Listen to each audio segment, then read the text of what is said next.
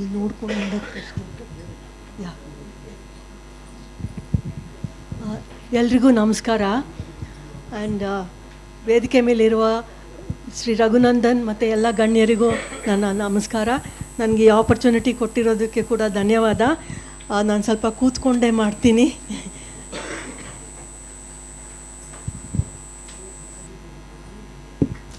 ನಾನು 5 ಸೆಕ್ಟರ್ ಬಗ್ಗೆ ಮಾತ್ರ ಮಾತಾಡ್ತಾ ಇದ್ದೀನಿ. ತುಂಬ ಸೆಕ್ಟರ್ಸ್ ಇದೆ, ಬಟ್ ನಾವು ಒಂದಷ್ಟು ಮಾತ್ರ ಸೆಲೆಕ್ಟ್ ಮಾಡ್ಕೊಂಡಿದ್ದೀವಿ. ಓಕೆ, ಕೃಷಿಗೆ ಬಂದಾಗ ಒಂದು ಕಮೆಂಡಬಲ್ ಇನಿಷಿಯೇಟಿವ್ ಅಂತ ಅಂದರೆ ಪ್ರಕೃತಿ ವಿಕೋಪ ನಿಧಿಗೆ ಅವರು 5,000 ಕೋಟಿ ಅವರೇ ಖರ್ಚು ಮಾಡಿದ್ದಾರೆ. ಸೆಂಟ್ರಲ್ ಗೌರ್ಮೆಂಟಿಂದ ಸಾಕಷ್ಟು ಹಣ ಅದಕ್ಕೆ ಬರಲಿಲ್ಲ. ಆಮೇಲೆ ಒಂದಷ್ಟು ರೈತ ಸಮೃದ್ಧಿ ಯೋಜನೆ, ನಮ್ಮ ಮಿಲೆಟ್ ಯೋಜನೆ ಅಂತ ಎಲ್ಲ ಶುರು ಮಾಡಿದ್ದಾರೆ. ಆಮೇಲೆ ತುಂಬ ಮುಖ್ಯವಾಗಿ MSP ಫಿಕ್ಸ್ ಮಾಡಿದ್ದಾರೆ. 14 ಖಾರಿಫ್ ಕ್ರಾಪ್ಸ್ ಆ್ಯಂಡ್ 11 ರಾಬಿ ಕ್ರಾಪ್ಸ್ಗೆ ತೂರ್ ದಾಲ್ಗೆ ಹೆಚ್ಚಿಸಿದ್ದಾರೆ ₹450 ಪರ್ ಕ್ವಿಂಟಾಲ್. ಬಟ್ ಇದು ಪ್ರೊಕ್ಯೂರ್ಮೆಂಟ್ ಮಾಡ್ತಾರಾ, PDS ಮೂಲಕ ಕೊಡ್ತಾರಾ, ಅದು ಸರಿಗೆ ಕ್ಲಾರಿಟಿ ಇಲ್ಲ. ಆಮೇಲೆ ಅಗ್ರಿಕಲ್ಚರ್ ಡೆವಲಪ್ಮೆಂಟ್ ಅಥಾರಿಟಿ ಅಂತ ಒಂದು ಮಾಡಿದ್ದಾರೆ, ಮತ್ತು ಫುಡ್ ಪ್ರೊಸೆಸಿಂಗ್ ಡೈರೆಕ್ಟ್ರೇಟ್ ಅಂತ ಅನೌನ್ಸ್ ಮಾಡಿದ್ದಾರೆ. ಸೊ ಅದರಿಂದ ರೈತರು ಈರುಳ್ಳಿ, ಟೊಮ್ಯಾಟೊ ಬೀದಿಲಿ ಬಿಸಾಕೋಕ್ಕೆ ಬದಲು ಅದನ್ನು ಫುಡ್ ಪ್ರೊಸೆಸಿಂಗ್ ಮಾಡಿ ಸ್ವಲ್ಪ ಅವ್ರಿಗೆ ವ್ಯಾಲ್ಯೂ ಅಡಿಷನ್ ಆಗುತ್ತೆ. ತುಂಬ ಒಳ್ಳೆಯದೇ, ಒಂದು ಗಣನೀಯ ಬೆಳವಣಿಗೆ ಅಂತ ಅನ್ಕೋತೀನಿ. ಆಮೇಲೆ ಆದರೂ ಕೂಡ ಮ್ಯಾನಿಫೆಸ್ಟೋಲ್ಲಿ ಹೇಳಿರೋದು ಹಲವಾರು ಯೋಜನೆಗಳನ್ನ ಅವ್ರು ಇನ್ನೂ ಜಾರಿಗೆ ತಂದಿಲ್ಲ. ಸಾವಯವ ಸರ್ದಾರ್ ಯೋಜನೆ, ನೇಗಿಲ ತುಡಿತ, ಜಲಚೇತನ ಆಂದೋಲನ ಅದಿನ್ನೂ ಕಾರ್ಯಗತ ಆಗಿಲ್ಲ. ಆಮೇಲೆ ಒಂದಷ್ಟು ಡೇಂಜರಸ್ ಇನಿಷಿಯೇಟಿವ್ಸ್ ಕೂಡ ನಾವು ಅಗ್ರಿಕಲ್ಚರಲ್ಲಿ ನೋಡ್ತಾ ಇದ್ದೀವಿ. ಅವರು ಹೇಳಿದರು, ಗವರ್ಮೆಂಟ್ ಅಮೆಂಡ್ಮೆಂಟ್ ಏನು ತಂದಿದ್ರು ಲ್ಯಾಂಡ್ ರಿಫಾರ್ಮ್ಸ್ ಆ್ಯಕ್ಟ್ಗೆ, ಅದನ್ನು ವಾಪಸ್ ತಗೋತೀವಿ ಅಂತ ಹೇಳಿದರು, ಬಟ್ ತಗೊಂಡಿಲ್ಲ. ಸೊ ಜೊತೆಗೆ ನಾನ್ ಅಗ್ರಿಕಲ್ಚರಿಸ್ಟು ತಮ್ಮ ಭೂಮಿ ಕೊಂಡ್ಕೊಳ್ಳೋದಕ್ಕೆ ಅವಕಾಶ ಮಾಡಿಕೊಟ್ಟಿದ್ದಾರೆ. ಅದನ್ನು ಕ್ಯಾಪ್ ಆನ್ ಲ್ಯಾಂಡ್ ಸೇಲ್ಸ್ ಇದ್ದಿದ್ದನ್ನು ಅವರು ರಿಮೂವ್ ಮಾಡಿಲ್ಲ. ಆಮೇಲೆ ದೇವನಹಳ್ಳಿಯ ಫಾರ್ಮರ್ಸು ಪ್ರೊಟೆಸ್ಟ್ ಮಾಡಿದ್ರು ತುಂಬ. ಅವ್ರಿಗೋಸ್ಕರ ಅವರು ಓಕೆ ನಾವು ಇದಕ್ಕೆ ತಗೋತೀವಿ ಅಂತ ಹೇಳಿದ್ದಾರೆ. ಆದರೂ ಒಂದು ನ್ಯೂ ರೂಲ್ ತಂದಿದ್ದಾರೆ, farmers can sell up to 2 acres of land to private groups ಅಂತ. ಸೊ ಅದರಿಂದ ಸಣ್ಣ ಸಣ್ಣ ರೈತರು ಇವಾಗಲೂ ಕೂಡ ಭೂಮಿನ ಕಳ್ಕೊಬೋದು ಮಾರಿಬಿಟ್ಟು. ಆ್ಯಂಡ್ ಜೊತೆಗೆ ಬೆಂಗಳೂರಿನ ಸುತ್ತಮುತ್ತ ಏನು ಲ್ಯಾಂಡ್ ಅಕ್ವಿಸಿಷನ್ ಮಾಡೋಕ್ಕೆ ಹೊರಟಿದ್ದಾರೆ, ಇಂಟೆನ್ಸಿವ್ ಆಗಿ ಮಾಡೋಕ್ಕೆ ಹೊರಟಿದ್ದಾರೆ. ಬಿಡದಿನಲ್ಲಿ ಫಾರ್ಮರ್ಸು, ಆಮೇಲೆ ಬ್ಯಾಂಗ್ಳೂರ್ ಬಿಸ್ನೆಸ್ ಕಾರಿಡರ್ಗೆ ಫಾರ್ಮರ್ಸು ಪ್ರೊಟೆಸ್ಟ್ ಮಾಡಿದರೂ ಕೂಡ ಅವರು ಲ್ಯಾಂಡ್ ಅಕ್ವಿಸಿಷನ್ ಮಾಡ್ತಾನೇ ಇದ್ದಾರೆ. ಅದು ಕೋಯರ್ಸಿವ್ ಆಗಿ ಒಂದು ರಿಯಲ್ ಎಸ್ಟೇಟ್ ಲಾಬಿಗಳು ಇದನ್ನು ಮಾಡ್ತಾ ಇವೆ ಅಂತ ಅನಿಸಿಕೆ ಬರುತ್ತೆ. ಹಾಗೂ ಈ ಫರ್ಟೈಲ್ ಅಗ್ರಿಕಲ್ಚರಲ್ ಲ್ಯಾಂಡು, ಫಲಯುಕ್ತ ಕೃಷಿ ಭೂಮಿನ ಎತ್ಕೊಂಡು ಅಲ್ಲಿ ಸುಖವಾಗಿ ಬಾಳ್ತಾ ಇರೋವಂಥ ಫಾರ್ಮರ್ಸ್ನ ಎತ್ತಂಗಡಿ ಮಾಡೋದು ಎಷ್ಟು ಸಮಂಜಸ? ನೀವೆಷ್ಟು ಎಂಪ್ಲಾಯ್ಮೆಂಟ್ ಅದಕ್ಕೆ ಬದಲು ಕ್ರಿಯೇಟ್ ಮಾಡ್ತಾ ಇದ್ದೀರಾ, ಅದನ್ನು ನೋಡ್ತಾ ಇಲ್ಲ ಅವರು. ಸೊ ಇದರಿಂದ ಕೃಷಿಕರ ಹಕ್ಕುಗಳನ್ನ ಬದಿಗಿಟ್ಟಾಗ ಆಗ್ತಾ ಇದೆ. ಆಮೇಲೆ ತುಂಬ ಮುಖ್ಯವಾಗಿ ಇನ್ನೊಂದೇನು ಅಂತಂದರೆ, ಲ್ಯಾಂಡ್ ಅಕ್ವಿಸಿಷನ್ ಮಾಡೋವಾಗ 2013 ಏನು ಲ್ಯಾಂಡ್ ಅಕ್ವಿಸಿಷನ್ ಆ್ಯಕ್ಟ್ ಇದೆ ಅದನ್ನು ಬಳಸ್ತಾ ಇಲ್ಲ ಅವರು. ಎಷ್ಟೋ ಕಡೆ ಈ ಪೆರಿಫರಲ್ ರಿಂಗ್ ರೋಡ್ ಅಥವಾ ಏನು ಬಿಸ್ನೆಸ್ ಕಾರಿಡಾರ್ ಅಂತಾರೆ, ಅದಕ್ಕೆ 20 ವರ್ಷದ ಹಿಂದೆದು ಗೈಡೆನ್ಸ್ ವ್ಯಾಲ್ಯೂ ಇಟ್ಕೊಂಡು BDA ಆ್ಯಕ್ಟ್ ಪ್ರಕಾರ ನಾವು ಕಾಂಪನ್ಸೇಷನ್ ಕೊಡ್ತೀವಿ ಅಂತ ಹೇಳ್ತಾ ಇದ್ದಾರೆ. ಅದು 20 ವರ್ಷ ಆ ಕೃಷಿಕರು ಭೂಮಿನ ಸೇಲ್ ಮಾಡೋಕ್ಕೂ ಆಗಿಲ್ಲ, ಡೆವಲಪ್ ಮಾಡೋಕ್ಕೂ ಆಗಿಲ್ಲ, ಉಪಯೋಗಿಸೋಕ್ಕೂ ಆಗಿಲ್ಲ. ಸೊ ಇದೆಷ್ಟು ಸಮಂಜಸ, ಇದು ರಿಯಲಿ ಪ್ರಶ್ನಾರ್ಹ. ಅವ್ರು ಟ್ರೈ ಮಾಡ್ತಾ ಇರೋದು ಅದು ಬೆಂಗಳೂರಿನ ಸುತ್ತಮುತ್ತನೇ ಯಾಕೆ ಫರ್ಟೈಲ್ ಲ್ಯಾಂಡ್ ತೊಗೋಬೇಕು. ಇನ್ಫ್ಯಾಕ್ಟ್ ಮೊನ್ನೆ ಪ್ರಕಾಶ್ ಕಮ್ಮರಡಿಯವರು ಒಂದು ಮೀಟಿಂಗ್ ಕಾಲ್ ಮಾಡಿ ಎಲ್ಲ ಸ್ಟೇಕ್ ಹೋಲ್ಡರ್ಸ್ನ ಕರೆಸಿ ಅವರು ಅದರಲ್ಲಿ ರೆಕಮೆಂಡೇಷನ್ಸ್ ಮಾಡಿದ್ದಾರೆ. Fertile land should be declared as green zone and ಅದನ್ನು ಬೇರೆ ಇದಕ್ಕೆ ಬಳಸೋದಕ್ಕೆ ಕೊಡಬಾರ್ದು ಅಂತ ಕೂಡ ಅವರು ರೆಕಮೆಂಡೇಷನ್ ಕೊಟ್ಟಿದ್ದಾರೆ. ಅದು ಬಳಕೆಗೆ ಅದನ್ನು ಅವರು ರೆಕಮೆಂಡೇಷನ್ ತಗೋಬೇಕು.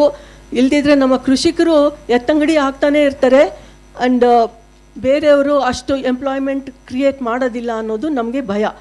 ಸೊ ಆಮೇಲೆ ಇವಾಗ next rural development and panchayati raj ವಿಷಯಕ್ಕೆ ಬಂದರೆ, ಒಂದು ಕಮೆಂಡಬಲ್ ಡೆವಲಪ್ಮೆಂಟ್ ಪ್ರಶಂಸನೀಯವಾಗಿದ್ದು ಏನು ಅಂತಂದರೆ, Karnataka has been ranked first in devolution index. ಅದು ಇಂಡಿಯನ್ ಇನ್ಸ್ಟಿಟ್ಯೂಟ್ ಆಫ್ ಪಬ್ಲಿಕ್ ಅಡ್ಮಿನಿಸ್ಟ್ರೇಷನ್ನವರು ರ್ಯಾಂಕಿಂಗ್ ಮಾಡಿದ್ದಾರೆ. ಸೊ ಫೈನಾನ್ಷಿಯಲ್ ಡೆವಲ್ಯೂಷನ್ನಲ್ಲಿ ರೂರಲ್ ಡೆವಲಪ್ಮೆಂಟ್ಗೆ we are number 1 in the country. ಅದು ಶ್ಲಾಘನೀಯನೇ. ಆಮೇಲೆ ಒಂದಷ್ಟು ನೋಟ್ವರ್ದಿ ಡೆವಲಪ್ಮೆಂಟ್ಗಳು ಮಾಡಿದ್ದಾರೆ. ಈ ಸ್ವತ್ತು ಅಂದರೆ ಪಂಚತಂತ್ರ ಅಡೆ ಈ ಖಾತಾ ಎಲ್ಲ ಡಿಜಿಟೈಸ್ ಮಾಡಿ ಪ್ರಾಪರ್ಟಿ ರೆಕಾರ್ಡ್ಸ್ ಡಿಜಿಟೈಸ್ ಮಾಡ್ತಾ ಇದ್ದಾರೆ. ಆಮೇಲೆ ಡ್ರಿಂಕಿಂಗ್ ವಾಟರ್ ಆ್ಯಂಡ್ ಸ್ಯಾನಿಟೇಷನ್ಗೆ ಸಾಕಷ್ಟು ಹಣ ಕೊಟ್ಟಿದ್ದಾರೆ, 36,000 crore ಅಷ್ಟು. ಆಮೇಲೆ ರೂರಲ್ ರೋಡ್ಸ್ ಮಾಡ್ತೀವಿ ಅಂತ ಅದಕ್ಕೂ ಕೂಡ ಸುಮಾರಾಗಿ ದುಡ್ಡು ಕೊಟ್ಟಿದ್ದಾರೆ. ಇದೆಲ್ಲ ಶ್ಲಾಘನೀಯ ಅಂತ ಹೇಳ್ಬೋದು. ಬಟ್ ಇನ್ನೂ ಕಾರ್ಯಗತ ಪೂರ್ತಿ ಆಗದೇ ಇರೋವಂಥದ್ದು ಈ ಕರ್ನಾಟಕ ಸ್ವರಾಜ್ ಆ್ಯಂಡ್ ಪಂಚಾಯತ್ ರಾಜ್ ರೂಲ್ಸ್ ಅಂತ ಒಂದಿದೆ. ಅದರಲ್ಲಿ ಟ್ಯಾಕ್ಸಸ್ನ ಕ್ಯಾಪಿಟಲ್ ವ್ಯಾಲ್ಯೂ ಸಿಸ್ಟಮ್ ಪ್ರಕಾರ ಟ್ಯಾಕ್ಸ್ ಕಲೆಕ್ಟ್ ಮಾಡ್ತೀವಿ ಇನ್ಮೇಲೆ ಅಂತ ಹೇಳಿದ್ದಾರೆ. ಅದರಿಂದ ಗ್ರಾಮ ಪಂಚಾಯತ್ಗಳಿಗೆ ಹೆಚ್ಚಿಗೆ ಹಣ ಬಂದು ಅವರ ಅಭಿವೃದ್ಧಿಗಳನ್ನ ಅವರೇ ಕೈಗೆತ್ಕೊಳ್ಳೋದಕ್ಕೆ ಸಾಧ್ಯ ಆಗುತ್ತೆ ಅಂತ ಅಂದ್ಕೊಂಡಿದ್ದೀನಿ. ಸೊ ಇದು ಕೂಡ it still work in progress, but ಅದು ಬಂದ್ರೂ ಒಳ್ಳೆಯದಾಗುತ್ತೆ. ಮತ್ತು ನಮ್ಮ RDPR ಮಿನಿಸ್ಟ್ರು ಸೆಂಟ್ರಲ್ ಗೌರ್ಮೆಂಟ್ಗೆ ಹೋಗಿ ಈ Mahatma Gandhi rural employment guarantee scheme ಅಡೆ 100ರಿಂದ 150 ದಿವಸಕ್ಕೆ ಎಂಪ್ಲಾಯ್ಮೆಂಟ್ ಇನ್ಕ್ರೀಸ್ ಮಾಡಬೇಕು ಅಂತ ಕೇಳ್ಕೊಂಡಿದ್ದಾರೆ. ಅದು ಕೂಡ ಒಳ್ಳೆಯದೇ. ಅವರು ಹೋಗಿ ಮನವಿ ಮಾಡಿಕೊಂಡಿರೋದು. ಬಟ್ ಅದಕ್ಕೆ ಇನ್ನೂ ಅವರು ರೆಸ್ಪಾಂಡ್ ಮಾಡಿಲ್ಲ ಸೆಂಟ್ರಲ್ ಗೌರ್ಮೆಂಟ್ನವರು. ಆಮೇಲೆ ನೆಕ್ಸ್ಟು ಕ್ವೆಶ್ಚನಬಲ್ ಡೆವಲಪ್ಮೆಂಟ್ ಕೂಡ ಆಗಿದೆ ಪಂಚಾಯತ್ ರಾಜ್ ಮಟ್ಟದಲ್ಲಿ. CAG ರಿಪೋರ್ಟ್ಗಳು ಹೇಳ್ತಾ ಇದೆ ತುಂಬಾ ವೆಲ್ಫೇರ್ ಸ್ಕೀಮ್ಗಳಿಂದ ಅಥವಾ ಅದು ಗ್ಯಾರಂಟಿ ಸ್ಕೀಮಿಂದಲೇ ಇರ್ಬೋದು, ಕ್ಯಾಪಿಟಲ್ ಎಕ್ಸ್ಪೆಂಡಿಚರ್ ಕಡಿಮೆ ಆಗ್ತಾ ಇದೆ 5,000 ಕೋಟಿಯಷ್ಟು. ಅದು ಲಾಂಗ್ ಟರ್ಮ್ ಡೆವಲಪ್ಮೆಂಟ್ ಆಫ್ ಕರ್ನಾಟಕಗೆ ಮತ್ತು GDP ಗ್ರೋತ್ಗೆ ಧಕ್ಕೆ ಆಗುತ್ತೆ ಅದರಿಂದ ಅಂತ ಕೂಡ CAG ಹೇಳಿದೆ. ಆಮೇಲೆ ಹೈ ಸ್ಪೀಡ್ ವೈಫೈ ತರ್ತೀವಿ ಗ್ರಾಮ ಪಂಚಾಯತ್ ಮಟ್ಟದಲ್ಲಿ ಅಂತ ಹೇಳಿದ್ದಾರೆ. ಆದರೆ ಅದು ಮೇಂಟೆನೆನ್ಸ್ ಸರಿಗಿಲ್ಲ. ಆಮೇಲೆ ಕನೆಕ್ಟಿವಿಟಿ ಈಸ್ ವೆರಿ ಸ್ಲೋ.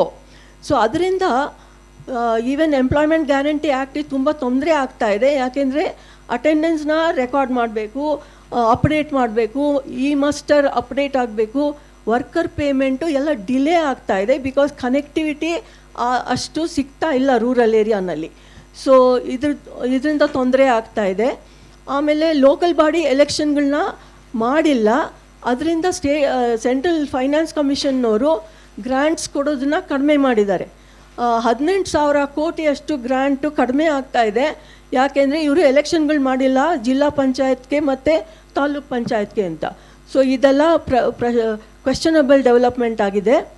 ಆಮೇಲೆ ಇನ್ನೂ ಒಂದು ಡೇಂಜರಸ್ ಡೆವಲಪ್ಮೆಂಟ್ ಅಂತ ನಾವು ಕ್ಯಾಟಗರೈಸ್ ಮಾಡಿರೋದು NREGA ಅಡೆ ತುಂಬಾ ಫಡ್ಜ್ಡ್ ರೆಕಾರ್ಡ್ಗಳು ಸರಿಗಿಲ್ಲ, ವೈಡ್ ಸ್ಪ್ರೆಡ್ ಇರ್ರೆಗ್ಯುಲಾರಿಟಿ ಇದೆ. ಆಮೇಲೆ JCB ತಂದು ಕೆಲಸಗಳು ಮಾಡಿಸಿರೋದು, ಅದರಿಂದ ಹಣ ದುರುಪಯೋಗ ಆಗಿದೆ ಅಂತ ಆಡಿಟ್ ಹೇಳ್ತಾ ಇದೆ. ಬಟ್ ಅದಕ್ಕೆ ತಕ್ಕಂಗೆ ಏನು ಫಂಡ್ಸ್ ಮಿಸ್ಯೂಸ್ ಆಗಿದೆ ಅದನ್ನು ವಾಪಸ್ ತಗೊಳ್ಳೋದ್ರಲ್ಲಿ ತುಂಬ ನಿಧಾನ ಆಗಿದೆ. ಸೊ ಪ್ರಾಥಮಿಕ ಶಿಕ್ಷಣಕ್ಕೆ ಬಂದರೆ ಎಗ್ಸೋ ಬನಾನಾ ನಾವು 9th and 10th ಸ್ಟ್ಯಾಂಡರ್ಡ್ವರೆಗೂ ಕೊಡ್ತೀವಿ ಅಂತ ಅದಂತೂ ತುಂಬ ಒಳ್ಳೆ ಬೆಳವಣಿಗೆ ಆಗಿದೆ. ಮತ್ತು ಅಜೀಮ್ ಪ್ರೇಮ್ಜಿ ಫೌಂಡೇಶನ್ನವರು ಎಲ್ಲ ದಿವಸನೂ ಎಗ್ಸ್ ಆ್ಯಂಡ್ ಬನಾನಾ ಕೊಡೋದಕ್ಕೆ ಅವರು ಸಹಾಯ ಮಾಡಿದ್ದಾರೆ. ಮತ್ತು ಎಲ್ಲ ಗವರ್ಮೆಂಟ್ ಶಾಲೆಗೆ ಫ್ರೀ ವಾಟರ್ ಆ್ಯಂಡ್ ಎಲೆಕ್ಟ್ರಿಸಿಟಿ ಕೊಡ್ತೀವಿ ಅಂತ ಹೇಳಿದ್ದಾರೆ.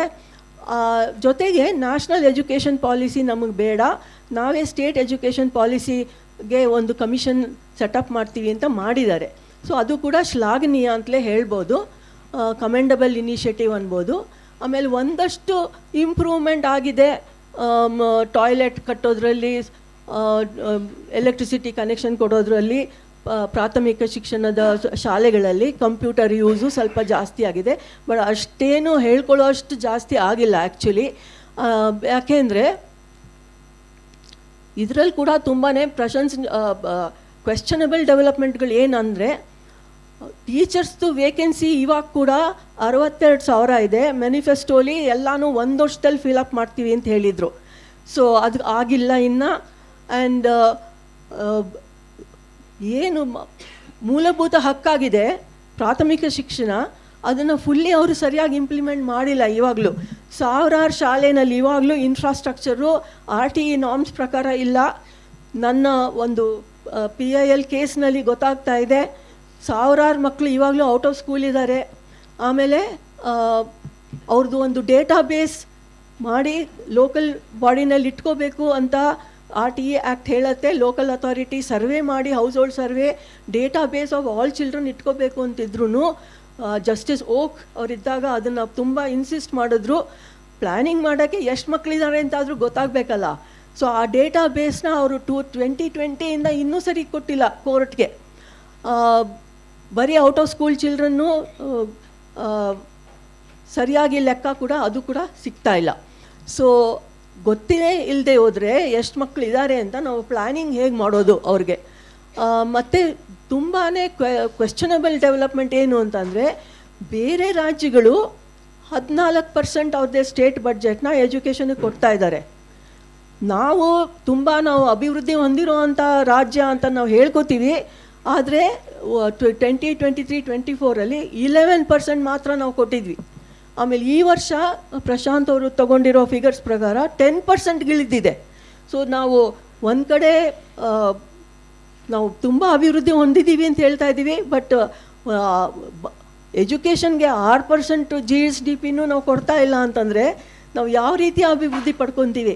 ಸೊ ದಿನ ಬೆಳಗಾದರೆ ಮಗು ಎಜುಕೇಷನ್ ಶಿಕ್ಷಣ ಪಡ್ಕೊಂಡ್ರೆ ಮಾತ್ರ ಅದು ಮುಂದುವರಿಯುತ್ತೆ ಜೀವನದಲ್ಲಿ, ಪಾವರ್ಟಿ ಬಿಟ್ಟು ಆಚೆ ಹೋಗುತ್ತೆ ಅಂತೀವಿ. ಆದರೆ ಅದಕ್ಕೆ ಬೇಕಾದಂಥ ಮೂಲಭೂತ ಹಕ್ಕಿಗೆ ನಾವು ಹಣ ಕೊಡ್ತಾ ಇಲ್ಲ ಅಂದರೆ ಇದು ತುಂಬಾ ಕ್ವೆಶ್ಚನಬಲ್ ಆಗಿದೆ. ಮತ್ತು ಇನ್ನೂ ಒಂದು, ಈ ಅಸರನವರು ಸ್ಟಡಿ ಮಾಡ್ತಾರೆ ಪ್ರತಿ ವರ್ಷ ಮಕ್ಕಳು ಎಷ್ಟು ಓದೋದು ಬರೆಯೋದು ಕಲ್ತಿದ್ದಾವೆ ಅಂತ. ಸೊ ಈ ಸ್ಟ್ಯಾಟಿಸ್ಟಿಕ್ಸ್ ಪ್ರಕಾರ 8ನೇ ಕ್ಲಾಸ್ ಮಕ್ಕಳಿಗೂ ಬರೀ 62% ಅವ್ರಿಗೆ 3ನೇ ಕ್ಲಾಸಿನ ಟೆಕ್ಸ್ಟ್ ಬುಕ್ ಓದೋಕ್ಕೆ ಬರುತ್ತೆ. ಸೊ ಆಮೇಲೆ ಗುಣಾಕಾರ ಭಾಗ್ಯಾಕಾರ ಮಾಡೋಕ್ಕೆ 8ನೇ ಕ್ಲಾಸ್ ಮಕ್ಕಳಿಗೆ ಬರೀ 37% ಮಕ್ಕಳಿಗೆ ಗುಣಿಸೋಕೆ ಮಲ್ಟಿಪ್ಲಿಕೇಶನ್ ಮಾಡೋಕ್ಕೆ ಬರ್ತಾಯಿದೆ. ಸೊ ಇದು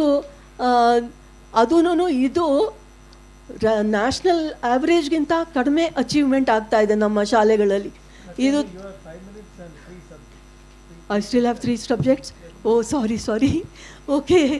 ಸೊ ಇದು ಬಡ್ಜೆಟ್ಟು ಕಡಿಮೆ ಆಗ್ತಾ ಇರೋದು ಟೇಬಲ್ಲು ತೋರಿಸುತ್ತೆ. ಮತ್ತು ಹೈಯರ್ ಎಜುಕೇಷನಿಗೆ ಬಂದರೆ ಒಂದು ಶ್ಲಾಘನೀಯವಾದಂಥ ವಿಷಯ ಅಂದರೆ ಎಲ್ಲ ಅಸಿಸ್ಟೆಂಟ್ ಪ್ರೊಫೆಸರ್ ಪೊಸಿಷನ್ಸ್ನ ಸಾಕಷ್ಟು ಫಿಲ್ ಮಾಡಿದ್ದಾರೆ. ಆಮೇಲೆ ಈ ಸುಖ್ದೇವ್ ತೋರಾಟ್ ಅವರ ಅಡೆ ಮಾಡಿರೋ ಸ್ಟೇಟ್ ಎಜುಕೇಷನ್ ಪಾಲಿಸಿ ಅದು ಮಾಡಿದ್ದಾರೆ.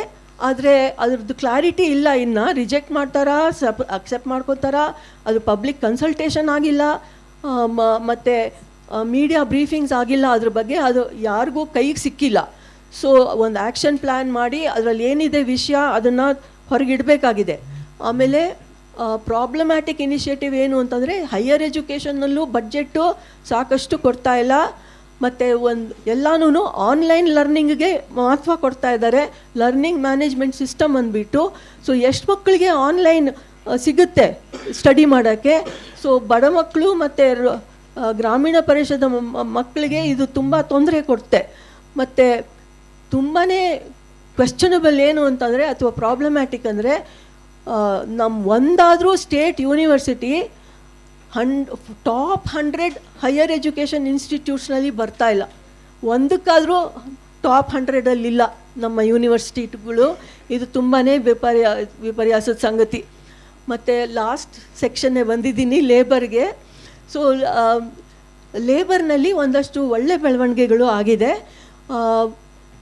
ಹೈಕೋರ್ಟ್ನವರು ಒಂದು ಡೈರೆಕ್ಷನ್ ಕೊಟ್ಟರು ಲೇಬರ್ ಡಿಪಾರ್ಟ್ಮೆಂಟ್ಗೆ. ಅವರು ಒಂದು ನೋಟಿಫಿಕೇಷನ್ ತಂದಿದ್ರು ಕನಿಷ್ಠ ವೇತನಕ್ಕೆ. ಅದಕ್ಕೆ ನೀವು ರೆಪ್ಟಕಾಸ್ ಬ್ರೆಟ್ ಜಡ್ಜ್ಮೆಂಟ್ ಪ್ರಕಾರ ನೀವು ಕನಿಷ್ಠ ವೇತನ ಫಿಕ್ಸ್ ಮಾಡಿಲ್ಲ, ಅದರಂತೆ ನೀವು ಸರ್ವೆ ಮಾಡಿ ನೀವು ಫಿಕ್ಸ್ ಮಾಡಬೇಕು ಮಿನಿಮಮ್ ವೇಜ್ನ ಅಂತ ಅವ್ರು ಡೈರೆಕ್ಷನ್ ಕೊಟ್ಟ ಮೇಲೆ ಅವ್ರು ಮಾಡಿದ್ರು.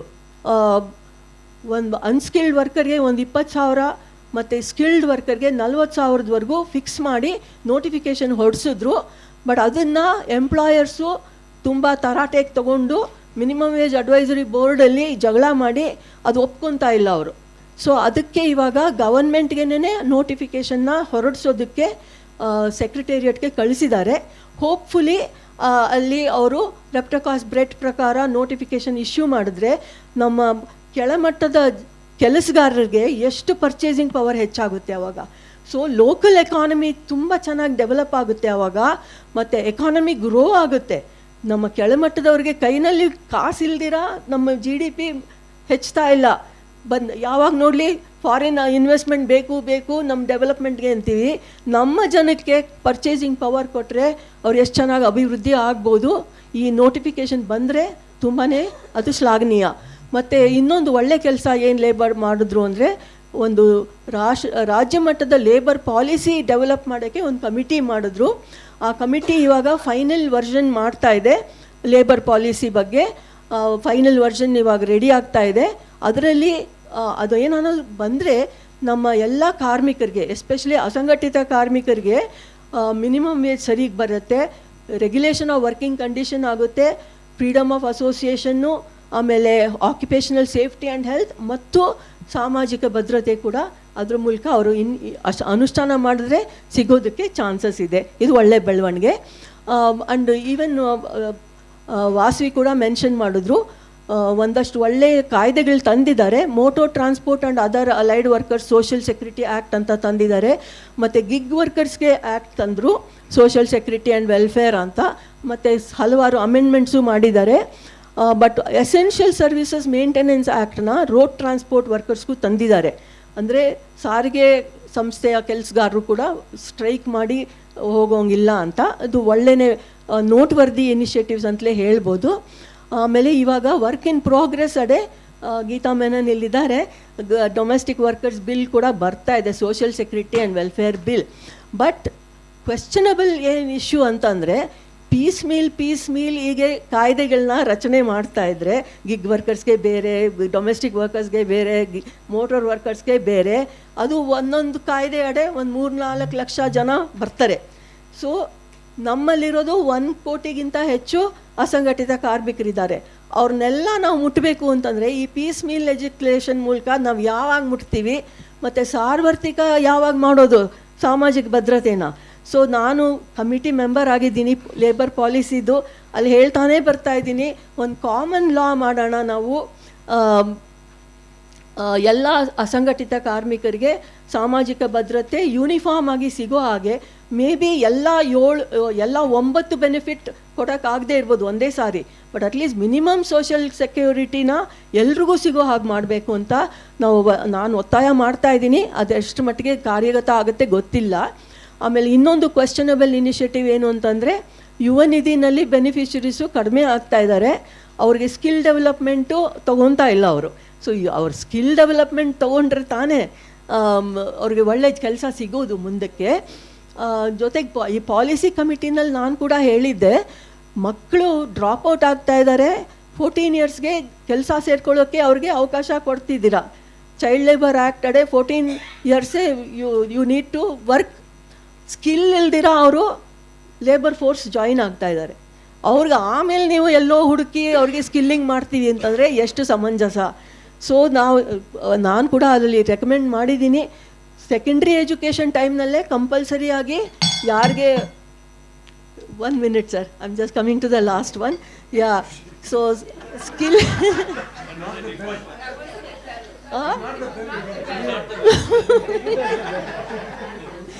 Okay, thank you. ಸೊ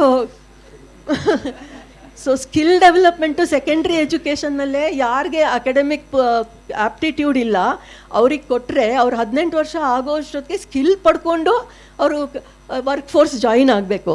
ಅವಾಗ ನಾವು ಅವ್ರನ್ನ ಹುಡುಕೊಂಡೋಗಿ ಸ್ಕಿಲ್ ಮಾಡಬೇಕಾಗಲ್ಲ. ಜೊತೆಗೆ ಅವ್ರ ಕಾಲ ಮೇಲೆ ಅವ್ರು ನಿಂತ್ಕೊಳ್ಳೋಕ್ಕಾಗುತ್ತೆ 18 ವರ್ಷಕ್ಕೆ ಅವ್ರಿಗೆ ಸ್ಕಿಲ್ಲಿಂಗ್ ಜೊತೆಗೆ ಅವರು ಸರ್ಟಿಫಿಕೇಟ್ ತೊಗೊಂಡು ಈಚೆ ಬಂದರೆ. So that is the way to improve skilling and employment capability ಅಂತ ನಾವು ಅಂದ್ಕೊಂಡಿದ್ದೀವಿ. ಸೊ ಅದು ಕೂಡ ಮಾಡಬೇಕು. ಮತ್ತು ಇನ್ನೊಂದು ಕ್ವೆಶ್ಚನಬಲ್ ಇನಿಷಿಯೇಟಿವ್ ಏನು ಅಂದರೆ, ಚಿಕ್ಕ ಚಿಕ್ಕ ಫ್ಯಾಕ್ಟ್ರಿಗಳಲ್ಲಿ ಕೆಲಸ ಮಾಡೋರಿಗೆ ಎಂಪ್ಲಾಯರ್ಸು ಸೆಲ್ಫ್ ಸರ್ಟಿಫಿಕೇಷನ್ ಸ್ಕೀಮ್ ಮಾಡ್ಕೊಬೋದು. ನಾನು ಎಲ್ಲ ಕಾಯ್ದೆಗಳನ್ನ ಪಾಲಿಸ್ತಾ ಇದ್ದೀನಿ ಅಂತ ಅವರೇ ಸೆಲ್ಫ್ ಸರ್ಟಿಫಿಕೇಷನ್ ಮಾಡ್ಕೋಬೋದಂತ ಅವರು ಒಂದು ಲಾ ತಂದಿದ್ದಾರೆ, ಅವ್ರು ರೂಲ್ ತಂದಿದ್ದಾರೆ.